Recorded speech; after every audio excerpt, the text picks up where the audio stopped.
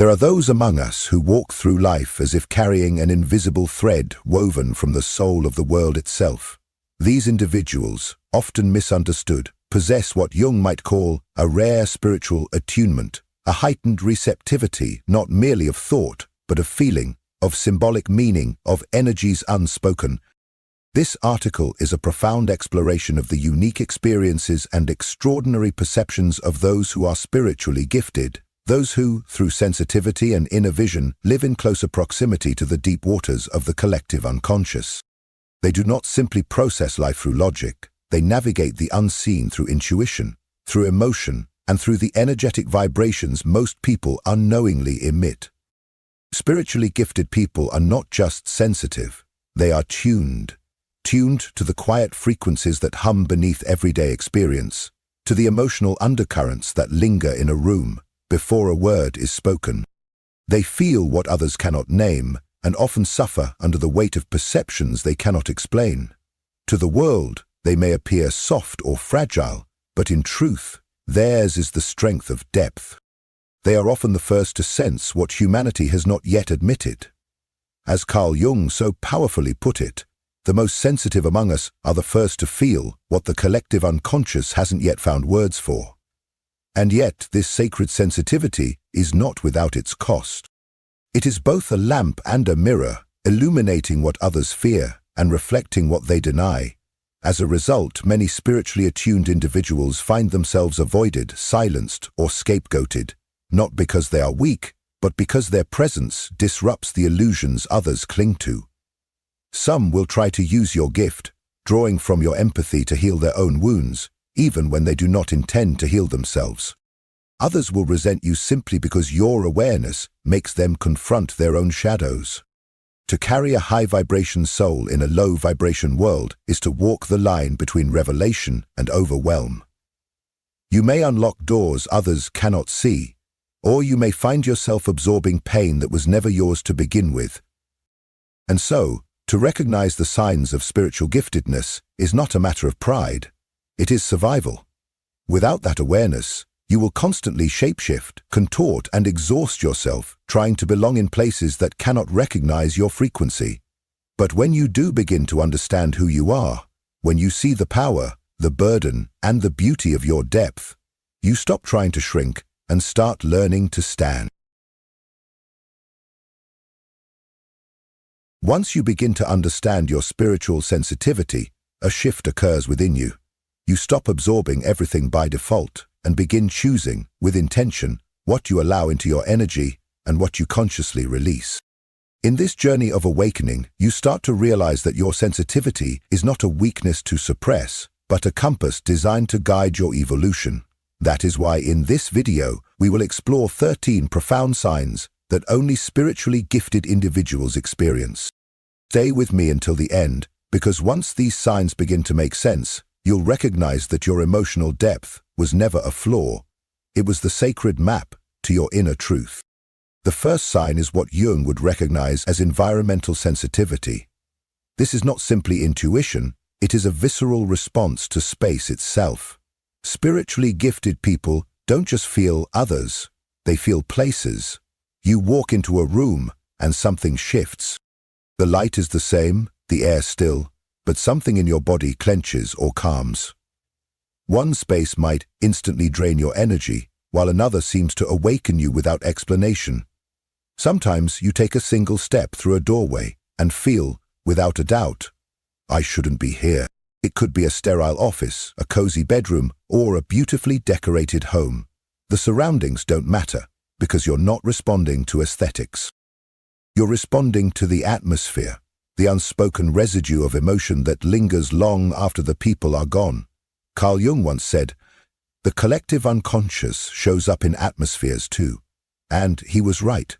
Every space holds the energetic fingerprints of what has occurred within it, the suppressed arguments, the silent grief, the forgotten dreams.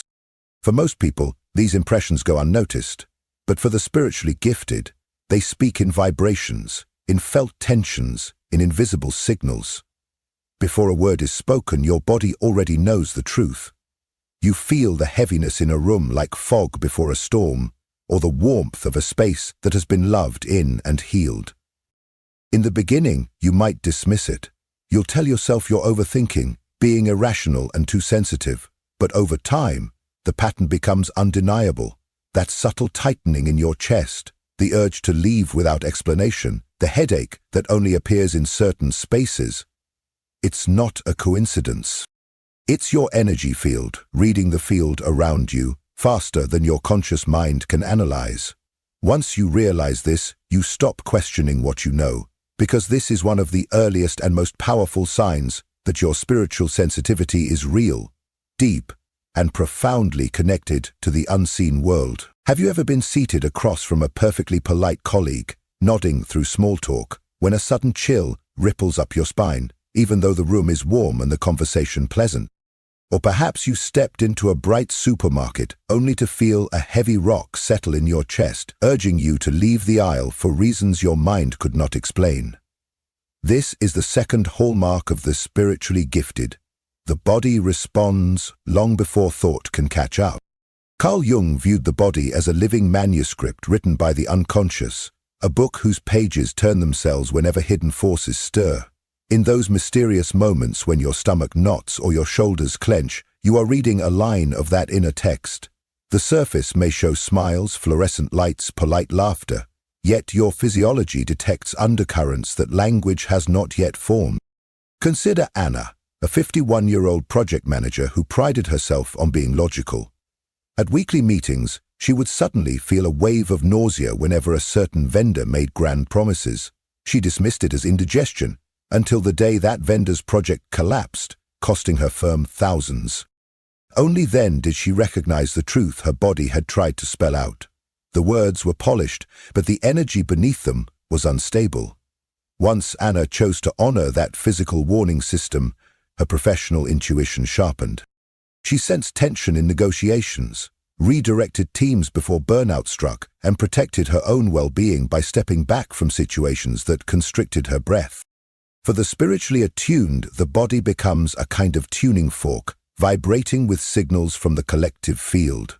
A temperature drop in the spine, a prickle at the nape, a flutter beneath the ribs. Each is a whispered caution or confirmation. Dismissing these cues out of courtesy or doubt exacts a toll. Fatigue, headache, emotional drain. Yet when you pause, breathe, and ask, what is this sensation trying to reveal? You translate the body's symbols into conscious guidance. You move from merely enduring environments to navigating them with quiet precision. The world no longer pushes you from the outside, you steer from the inside, guided by subtle sensations that speak on behalf of your deeper self. Embracing this language is not superstition, it is mature discernment, the practice of letting the body's honesty escort the mind toward insight, decision, and ultimately, peace. Pause for a moment and recall the strange ease with which three very different witnesses, children, animals, and elders, have always seemed to drift toward you. You enter a friend's living room, and the toddler who was chattering seconds before grows still, fixes wide eyes on you, then toddles over as though your aura is a familiar hillside. At the park, a nervous rescue dog circles restlessly until you pass, when it lowers its head and settles at your feet, as if an unspoken whistle called it home. In the grocery line, an 80-year-old stranger strikes up a gentle conversation, and within minutes is telling you stories that have never been shared with family. You do not rehearse a charm, you do not force rapport, yet again and again, the doorway to trust swings open the instant your presence arrives. Carl Jung would say that such encounters are evidence of coherence, the rare alignment between the unseen self and the visible self. Children and animals have not been schooled to ignore the subterranean signals that radiate from every psyche, and many elders, having laid down the armor of social performance, return to that primal sensing. When their open receptors meet a person whose inner truth harmonizes with outward expression, recognition flickers like two tuning forks vibrating in the same key.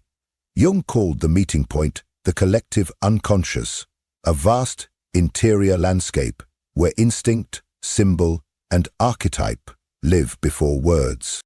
Those who dwell closer to its riverbanks, toddlers splashing in unfiltered awareness, creatures unburdened by language, elders who have stepped back from the noise of achievement, hear its current in an instant. They feel whether another soul is muddied by pretense or clear with authenticity. Modern researchers echo this ancient intuition. Ethologists note that animals read the micro-shifts of breath, muscle tone, and pupil size long before a conscious signal is sent. Developmental psychologists describe infants as lanterns of attention, absorbing whole rooms of emotional information rather than spotlighting single details. Chronology studies show that many seniors rely less on verbal content and more on energetic congruence when judging character. What science names social interoception or neuroaffective resonance is, in Jung's language, the immediate communion of archetypal honesty. The body, the heart, and the imagination humming the same note. So when a shy child trusts you, when a skittish cat curls in your lap, when an elder's story spills unbidden into your keeping, take it as more than coincidence. It is living proof that your inner frequency rings true, enough to be heard by those whose instincts still roam free. Their quiet allegiance invites you to honor the coherence they perceive, to keep living in such a way that even the wordless ones can feel the sincerity of your being. The fourth sign arrives like weather you did not predict. Imagine a morning that begins in quiet balance, coffee brewing, sunlight slipping across the kitchen tiles, your mood as clear as the sky outside. You step into the subway or an office corridor, brush past a stranger whose smile feels carved rather than lived, and without warning, a weight gathers behind your ribs. Your breathing shortens. A sorrow with no biography seeps into your limbs, and by the time you reach your desk, it feels as if you have inherited a grief you cannot name. Spiritually attuned people recognize this uncanny transfer. We enter a room, and the air itself seems to speak in feeling. A colleague's unspoken resentment touches our skin like static. The hushed despair of a waiting room clings to our shoulders long after we leave. Hours later, while folding laundry or driving home, we realize we are carrying emotions that did not originate in our own story, yet beat inside us with the intimacy of personal memory. Psychiatrists such as Judith Orloff have given clinical names to this phenomenon, showing that certain nervous systems are wired with greater permeability, the brain's mirror neuron network firing so intensely that the line between observation and ownership blurs. Imaging studies reveal heightened activity in the insula, the region that translates another person's pain into visceral sensation, confirming what sensitives have always felt. We do not simply notice emotion, we embody it. Carl Jung anticipated these findings when he wrote that some individuals live closer to the collective bloodstream, experiencing the psychic atmosphere of a crowd as vividly as their own pulse. For them, the boundary between I and thou is a silken veil, easily ruffled by the slightest breeze of feeling. Consider Anna, a project manager who left an ordinary staff meeting convinced she had failed, though no criticism had been spoken. Only after a candid conversation did she learn that a teammate seated beside her was silently fearing dismissal. Anna's sudden insecurity was not neurotic, it was borrowed freight. Until a sensitive person learns to track such cargo, life can resemble an endless relay of invisible burdens, each handoff more confusing than the last. We grow tired without cause, irritable without trigger, doubtful without history, and then scold ourselves for being fragile. Yet this vulnerability is not weakness. It is the open gate through which the wider psyche flows, revealing to us what others have not yet dared to feel. Jung urged that the task is not to seal that gate shut, but to stand watchfully at its threshold. Through ritual, breath, imagination, and clear intention, we can recognize what belongs to us and what seeks merely a resting place. When we return borrowed sorrow to the river from which it came, we do not harden our hearts. We polish the lens through which the world's hidden currents become visible. In that clarity, the gift of deep feeling turns from chaos into guidance, and another fraction of collective pain finds its way toward light. The fifth sign announces itself in the stillest hour, when street lamps hum like distant bees, and even the city's pulse seems to stall. You open your eyes between 3 and 4 in the morning, summoned by a hush that feels older than language. There is no racing thought, no lingering nightmare, only a crystalline alertness flooding the room, as if someone cracked the window of another world. At first you blame caffeine, age, or unfinished worries, yet the pattern returns with an almost ceremonial precision. Friends sleep through these hours without disturbance while you lie awake, breathing in a darkness that feels purposeful, as if the night itself were leaning close to whisper. Spiritually attuned people have reported this experience for centuries. Neuroscientists call it the hypnagogic threshold, a brainwave corridor where REM dissolves and rational focus has not yet clicked on, leaving the gates to the unconscious wide open. Buddhist teachers speak of it as the hour of the empty mind, a seam in time when meditation unfolds effortlessly. In Christian mysticism, it is the watch of the soul, a vigil when the divine is said to pass nearby. Carl Jung described it as a psychic isthmus, a span when the ego's grip loosens and deeper images rise unhindered. The unconscious is like the night, it's where the truest images visit us. Consider Michael, a 53-year-old architect who began waking at 3:17 every morning after his father's passing. At first, he scrolled news feeds, annoyed by the interruption. Then one dawn, he stayed still, allowing the silence to speak. Sketches for an eco-housing design surfaced in his mind, complete as if downloaded. Those lucid blueprints later won him an award, and more importantly, eased a grief he could not articulate. The hour had become a bridge between unfinished mourning and creative renewal. What calls you at this hour is not insomnia, it is an invitation. The boundary between you and the wider psyche thins. Intuition, memory, and symbol drift in, like constellations suddenly visible when city lights fade. If you rise and journal, meditate, or simply breathe with intention, the clarity often lingers into daylight, guiding choices with an authority your daytime intellect admires but cannot manufacture. Ignore the summons, and the body may tug you awake again, insisting that you claim what the conscious day cannot give. This is not pathology, it is participation. The world sleeps, yet some part of you has agreed to keep watch, to gather the night's handwritten messages, and to return at dawn, a little more aligned with the wisdom that created them. The sixth sign enters each night through the secret door of sleep, turning the ordinary bedroom into a private cinema, where images feel sharper than daylight and emotions surge like weather fronts over an open sea. Spiritually gifted people do not simply dream, they inhabit worlds that pulse with texture and consequence.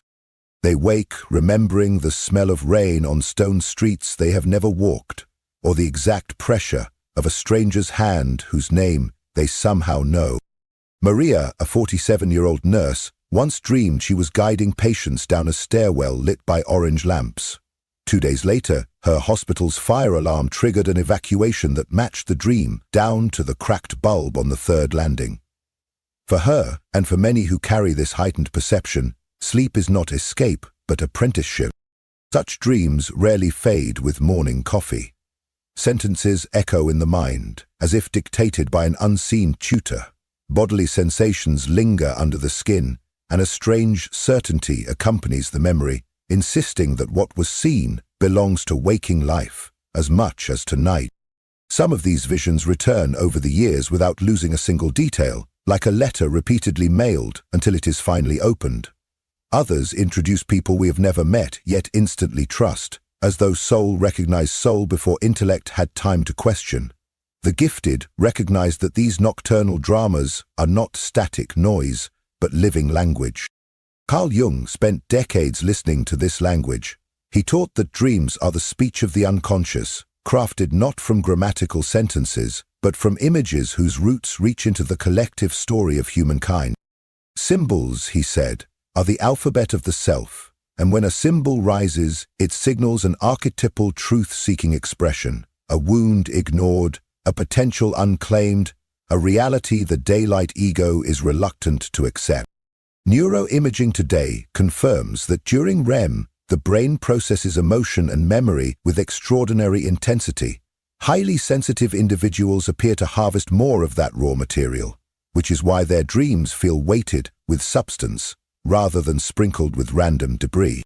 If you are among those who dismiss dreams as mind static, pause and reconsider. Notice the landscape that repeats, the persistent mood that clings like perfume, the phrase that greets you upon waking. These are breadcrumbs left by the deeper psyche, guiding you toward integration before outer events compel you to learn by shock. When you begin recording, reflecting, even dialoguing with these images, you realize many of them whispered the roadmap long before life unfolded its proof. In that moment, you move from passive sleeper to conscious ally of the self, and the night becomes not a darkness to endure, but a classroom where your inner teacher writes in luminous ink. There comes a peculiar season in the life of every spiritually attuned person, when the outer world, its schedules, its praises, its prizes, suddenly feels like a coat that no longer fits. You wake early and go through motions that once made sense, yet something inside rustles like wind against a shut window, insisting that the view you have is not the whole horizon. Friends may call this restlessness, midlife doubt, or simple fatigue, but you know it is none of these. It is more like an ancient murmur in the marrow, a low drumbeat saying you were born for a task still unnamed. You try to silence it with productivity, with travel, with new goals, but the ache returns each time the applause fades, and what excites others leaves you strangely untouched. Carl Jung described this moment as the summons of the self, the hour when the ego, our carefully crafted identity, realizes it is only the gatekeeper, not the king. When that deeper sovereign stirs, the scaffolding of routine can feel brittle.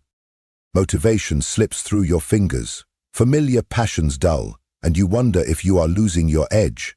Yet what appears as disintegration is, in truth, rearrangement. The psyche is clearing ground, dismantling outdated beliefs so a larger pattern can take shape. You are not breaking down, you are being emptied for a greater infilling. Anna, a 49-year-old project manager, told me she once loved the thrill of deadlines.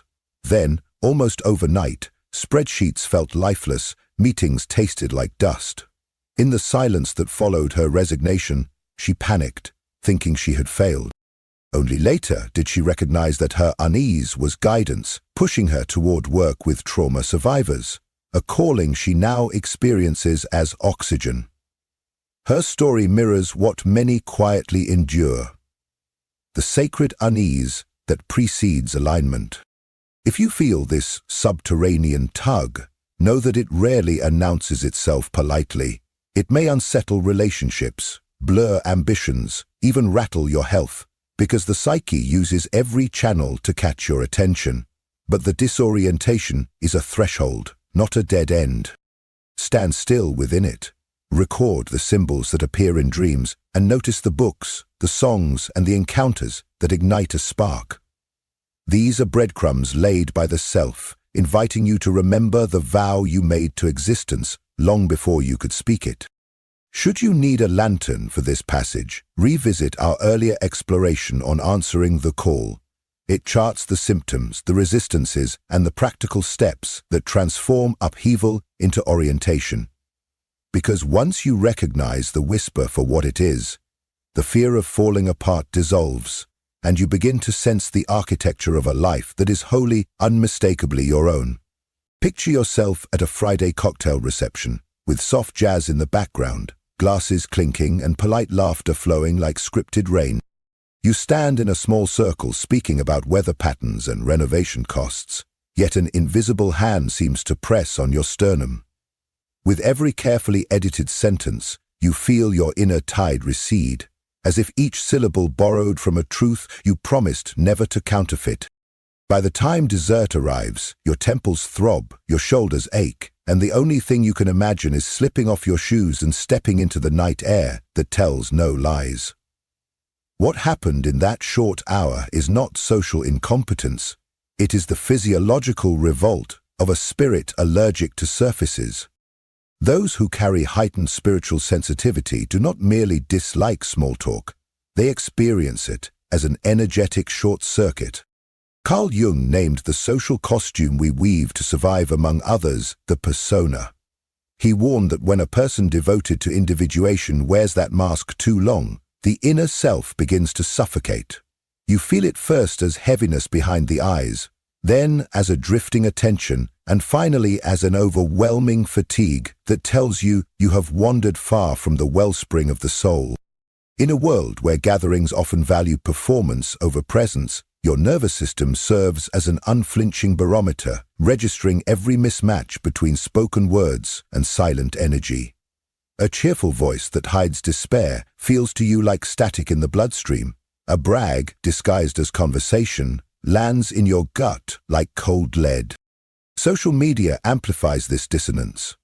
A single scroll can feel like marching through a hall of holograms, each profile curated to dazzle, each caption polished to shine. Yet your perception slips beneath the filters, and here's the quiet tremor of unacknowledged longing.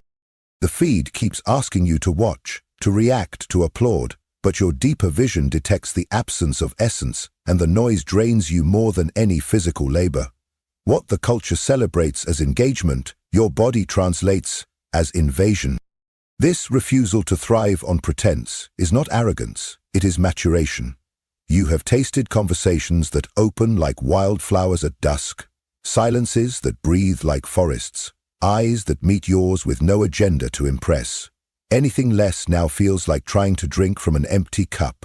When the false becomes unbearable, it signals that an inner threshold has been crossed. The soul that has glimpsed authenticity cannot return to mimicry without injury. Jung wrote that, "The privilege of a lifetime is to become who you truly are." Your growing intolerance for the trivial is proof that you, too, are claiming that privilege. So, when your body slumps at shallow encounters, do not scold it.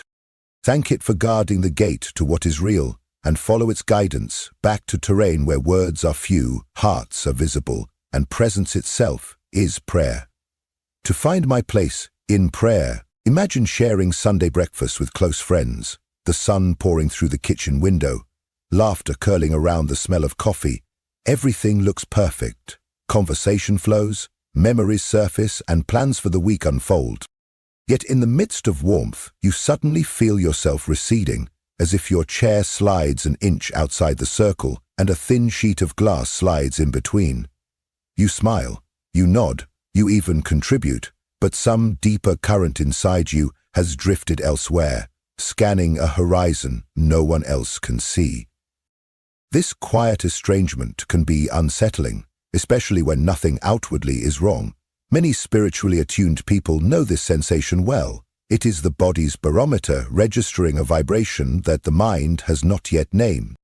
Ancient Hermetic teaching spoke of the law of vibration, the idea that every atom hums with its own note, and genuine connection is possible only when those notes resonate. Carl Jung echoed this principle when he observed that certain encounters nourish, while others mysteriously drain us. He was not speaking of preference or politeness, but of a subtler arithmetic, the invisible mathematics of energy. When your own frequency shifts through self-perk, meditation, or an unexpected awakening, you may discover that familiar spaces no longer harmonize with your inner orchestra. Nothing dramatic happens. The air simply stops matching your breath. Picture Anna, a 47-year-old teacher who recently began a nightly practice of deep imagery. One Saturday, she met longtime colleagues for dinner. Although she loved them, halfway through the meal, her heartbeat quickened, her vision clouded slightly, and she felt an inexplicable urge to step outside. She later realized the conversation had camped in low-level complaints, school politics, rising prices, mutual predictions of disappointment. Before she would have joined in, now her system registered the tone as discordant and quietly asked to leave. She excused herself, walked into the evening air, and breathed until the inner static settled. Experiences like Anna's are not judgments on the people we cherish. They are signals that our own dial has moved. Spiritual sensitivity widens the gap between surface affection and energetic alignment. You may still care deeply for those around you, yet know in your bones that certain gatherings skim the skin while your soul longs for depth. This awareness is not arrogance, and it is not loneliness. It is the psyche's honest report. I can only feel at home where truth is allowed to breathe. Learning to trust that report is an act of fidelity to the self, the quiet center that Jung said must ultimately choose companions by resonance, not routine. When you honor that inner compass, you do not abandon others, you simply refuse to abandon yourself. You may be standing in line for coffee, thinking only of the day ahead, when the stranger beside you suddenly begins to speak of a marriage on the brink or a sleepless grief that has followed them for decades. No polite introduction, no gradual unfolding, only a torrent of truth pouring into the quiet space your presence seems to create. Friends tell you you have one of those faces, yet you know it is not a face, but frequency. Something in your stillness signals that judgments have been set aside, that stories too heavy for ordinary conversation will be carried here without shattering. In offices, on park benches, even when passing on a crowded train, you become the confessional everyone has been unconsciously seeking. Carl Jung understood this magnetic vulnerability when he observed, "A true therapist isn't the one who gives advice, but the one who can carry the weight of another's unconscious without trying to fix it." You are not handing out solutions, yet the mere fact that you stay, eyes steady, breath calm, allows another soul to lay its secret burdens on the table. Your energy functions like a symbolic mirror. It reflects without distortion, and in that undistorted image, people begin to recognize themselves. Often, they leave lighter, surprised at how a short encounter felt like a life-changing release. But the alchemy has a cost. By nightfall, your shoulders ache with emotions that are not yours, your mind replays stories you never lived, and fatigue seeps into the marrow. This weight is invisible to those who placed it there. They walk away renewed, while you sort through the residue of their confession. The spiritually gifted learn, sometimes through exhaustion, that listening is holy work requiring sacred boundaries. Rituals of cleansing, solitude, or handwritten release become as vital as food, because untransmuted sorrow will quietly anchor itself in your own field. Recognize, then, the dual grace of this gift. You open a rare doorway where another can step out of isolation, and you are invited into deeper guardianship of your own inner ground. Hold both truths gently. The world needs the sanctuary you offer, and you need the sanctuary you must become for yourself. You can be laughing in the glow of a birthday candle, clinking glasses with people who say they love you, and still sense an echoing distance, as though a sheet of glass separates your heartbeat from the music in the room. It is not the ordinary solitude of an empty apartment. It is the stranger loneliness of feeling unseen while everyone's eyes rest on you.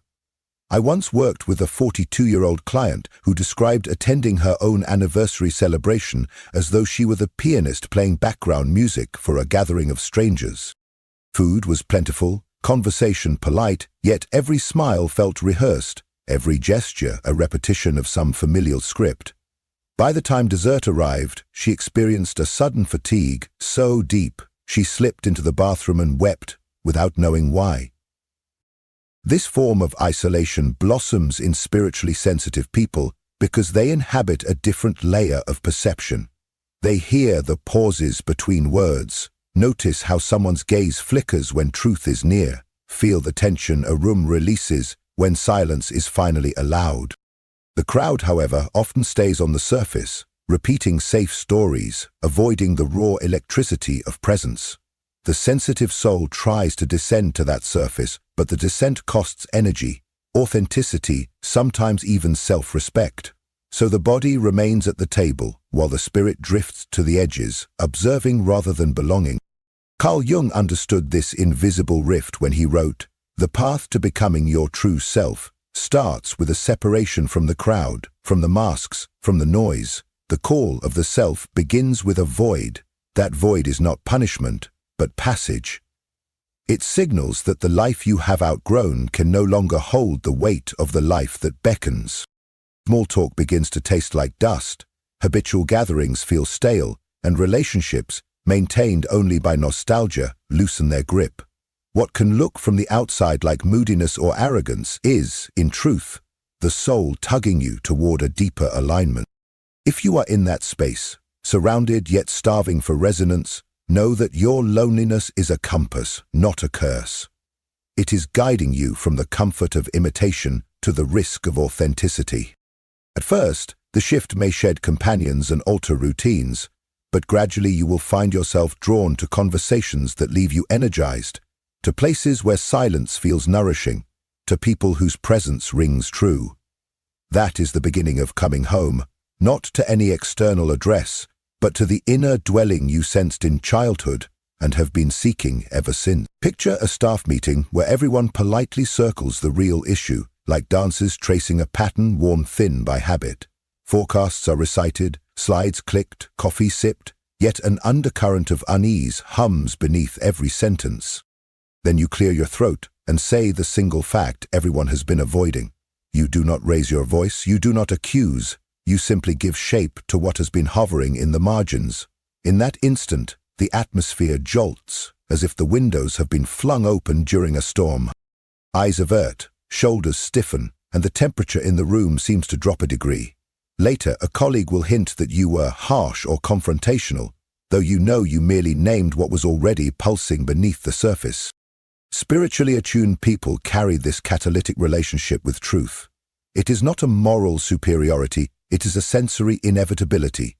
You sense the dissonance between polished words and buried emotion, the way a finely tuned violin hears when one string is out. The dissonance vibrates in your bones until silence becomes heavier than speech. When you finally speak, the words strike like a tuning fork, resonating with everything that has been suppressed. Carl Jung observed that when an individual draws material from the deep unconscious, the collective shadow is stirred as well. What we call too intense or too negative is often the old instinct of the tribe to hush the member who threatens to expose what the group would rather not see.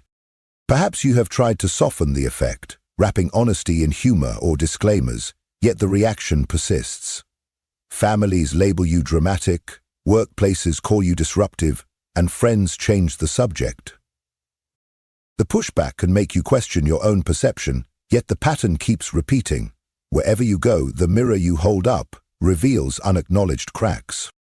Remember, this is less about you than about the image in the glass. As Jung wrote, people will do anything, no matter how absurd, to avoid facing their own souls. When your words nudge that confrontation, defense mechanisms snap into place. Still, the task is sacred.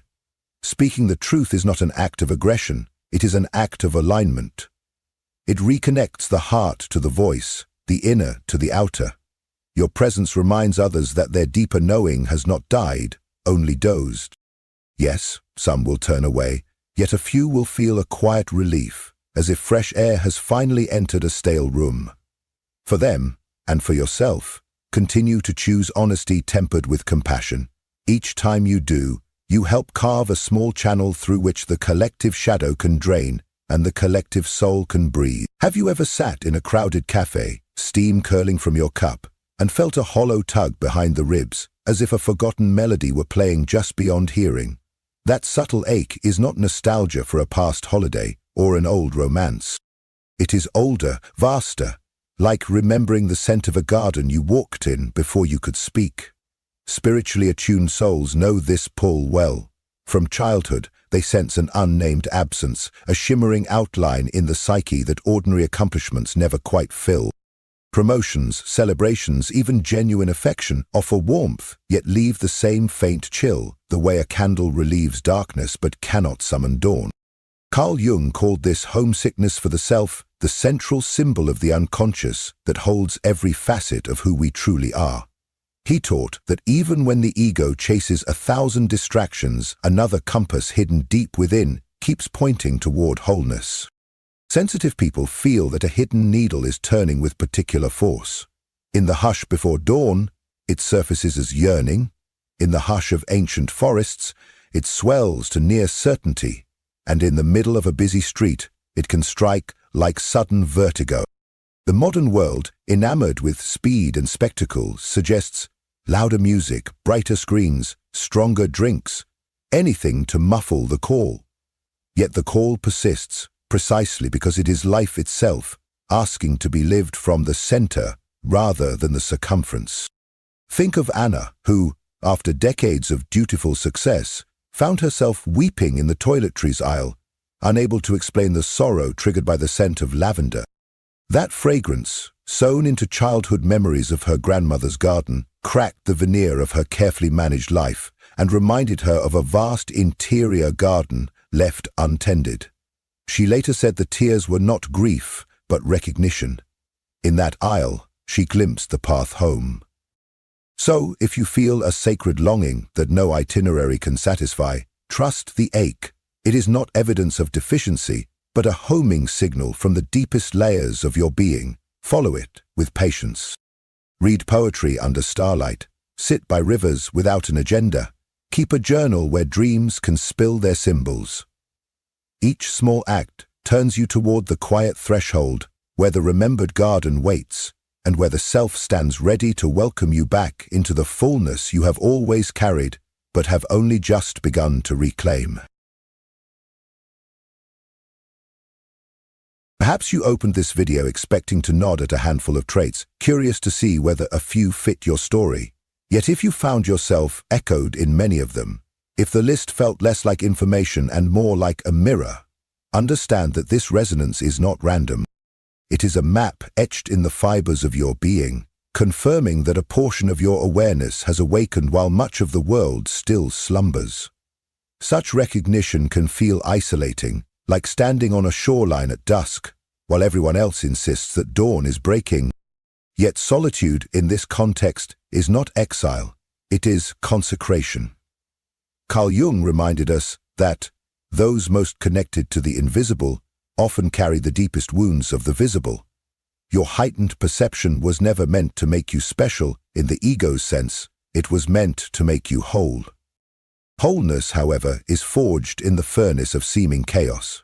The same sensitivity that invites wonder will also expose you to the raw edge of grief, disappointment, and confusion. You may lose old certainties, old friendships, even the comfort of pretending you are ordinary. The psyche calls this the night sea journey, when the hero must cross dark waters with no promise of immediate land. Yet remember, every luminous gift you bring to others will arise from the very depths you have had the courage to plumb within yourself. The compassion you extend is distilled from nights you sat with unspoken sorrow. The clarity you share is refined from the fog you learned to navigate alone. As heavy as that responsibility may feel, it is also your compass. Once you recognize the inner patterns shaping your experience, the external world begins to make sense in new ways. You no longer accept every invitation from the noisy marketplace of energies. You discern, you shield when necessary, open when guided, and release what never belonged to you. Choice replaces compulsion, intention replaces reflex. The world has not changed, yet your relationship to it is transformed. You relate from the depth of the self rather than the surface of the mask. So let the signs you claim today become more than interesting labels. Let them be invitations. When bodily chills warn you, pause and listen. When midnight wakes you, light a candle and write down the dream that stands at the door. When a stranger pours out a life story, honor the privilege of witnessing and then cleanse what is not yours to keep. When loneliness presses against your ribs, remember it is the quiet chamber in which the self fashions new strength. Individuation is never a straight road, but each bend reveals another facet of the treasure you were meant to carry. Guard that treasure with tenderness and resolve. Choose consciously what you allow to dwell in your field and what must pass through without lodging. In doing so, you become a living bridge between the seen and the unseen, and the very act of walking your path gently invites others to wake as well. So now, I ask you, what spoke to you most deeply? Let it be more than a passing thought. Share your reflection in the comments, not only for me, but for the ones who silently search for their own reflection in a world that rarely speaks their language. Sometimes, when you offer your truth, it quietly liberates another who didn't yet have the words. And yet, you might still find yourself wondering, What now? What do I do with this knowing, this awareness, that something within me is attuned in ways I can no longer ignore?